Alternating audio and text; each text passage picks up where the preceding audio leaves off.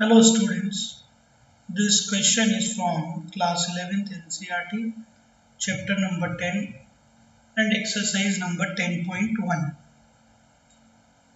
इस problem में we have to find the slope of a line which passes through origin and the midpoint of the line segment joining P and B.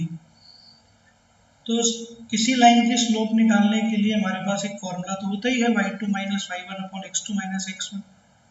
मतलब उसके लिए हमें दो point भी पता होने चाहिए, पर यहाँ पर ओरिजिन से पास हो रही है, एक तो ये दिया और दूसरा दिया है कि वो पी बी इस लाइन सेगमेंट के मिड पॉइंट से पास हो रही है। तो किस पॉइंट से पास हो रही है, मतलब पी बी को अगर मान लेते हमने रैंडमली कहीं प्लॉट किया है, क्योंकि ऐसा जितने डायग्राम के प्रिसाइज होने की ज़रूरत नहीं है।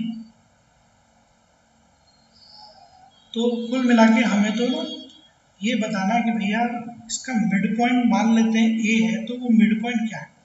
फिर ये ओरिजिन से ज्वाइन हो रही है, हम इसका स्लोप भी निकाल लेंगे, क्योंकि अगर एक बार इसके एक्स वाई मिल गए फिर तो y2 minus y1 upon x2 minus x1 formula है। तो मतलब पहली स्टेज हमारी यही है कि कोऑर्डिनेट्स ऑफ ए,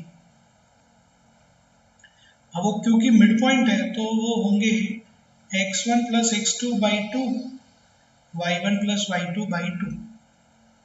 अब उसमें ये समस्या आ गई कि भैया ये कहाँ से आ गया x1 x2 y1 y2 कि भाई आप अगर मिड पॉइंट निकाल रहे हैं तो ये x1 मान लीजिए, ये x2 मान लीजिए, तो इसका x1 प्लस x2 बाई 2 और y1 प्लस y2 बाई 2।